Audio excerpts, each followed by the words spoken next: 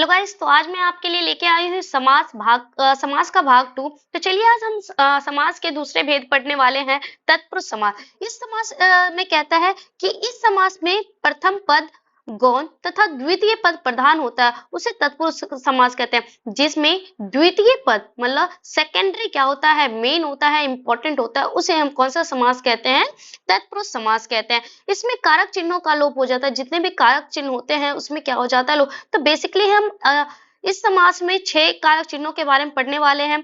तो चलिए आगे पढ़ते हैं। कारक तथा अन्य आधार पर तत्पुरुष समास के निम्न भेद है।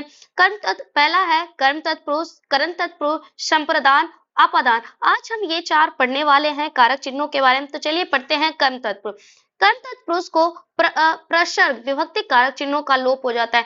कर्म तत्पुरुष में जितने भी कर्म तत्पुरुष का जो कारक चिन्ह होता है वो क्या हो जाता है, लोप हो जाता है। और कर्म तत्पुरुष का कारक चिन्ह क्या है, को।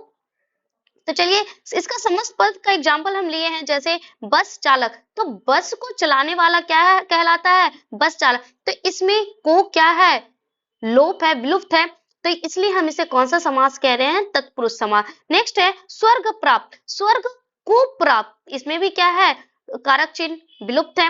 गगन चुंबी, गगन को चूमने वाला क्या कहलाता है, गगन चुंबी। माखन चोर, माखन को चुराने वाला माखन चोर। तो जिसमें कारक चिन्हों का लोप हो जाता है उसे हम क्या कहते हैं, तत्पुरुष समास कहते हैं। और जिसमें को लोप हो जा रहा है वो कौन सा तत्पुरुष समास है, कर्म तत्पुरुष। तो चलिए आगे पढ़ते हैं करण तत्पुरुष। करण तत्पुरुष में से या द्वारा कारक चिन्हों का क्या हो जाता है, लोप। कौन कौन सा, से या द्वारा कारक चिन्हों का लोप हो जाता है, उसे हम कौन सा समास कहते हैं, करण तत्पुरुष समास कहते हैं। जैसे यहाँ पे दिया हुआ है मतान, मद से अंध, मतलब जो मदिरा से अंध है, मदिरा पान से अंधा है, उसे हम क्या कहते हैं, मतांध कहते हैं। हस्त लिखित, हाथ से, हाथ द्वारा लिखा हुआ या से लिखा हुआ, उसे कौन सा समास कहते हैं, करण तत्पुरुष। रेखांकित, रेखा से अंकित, कौन सा समास है, करण तत्पुरुष समास है।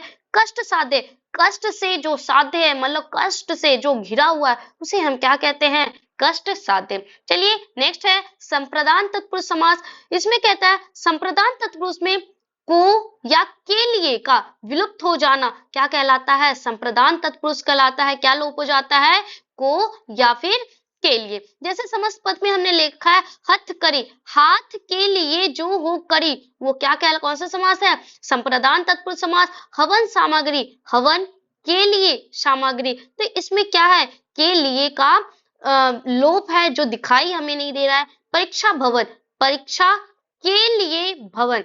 सत्याग्रह, सत्य के लिए आग्रह। तो ये कौन सा समास जिसमें को या के लिए विलुप्त हो जाता है, उसे हम कौन सा समास कहते हैं, संप्रदान तत्पुरुष समास कहते हैं। नेक्स्ट आज हम पढ़ने वाले हैं अपादान तत्पुरुष समास। अपादान तत्पुरुष समास में क्या कहता है, जिसमें से या से का बोध हो, मीन्स सबसे पहले इंपॉर्टेंट है, जिसमें जिस भी वाक्य में अलग होने का भाव आए उसे हम कौन सा समास कहेंगे, अपादान तत्पुरुष समास कहेंगे। जैसे है पथ भ्रष्ट, पथ से भ्रष्ट, पथ से क्या हो गया है, अलग हो गया है, तो ये कौन सा समास, अपादान तत्पुरुष।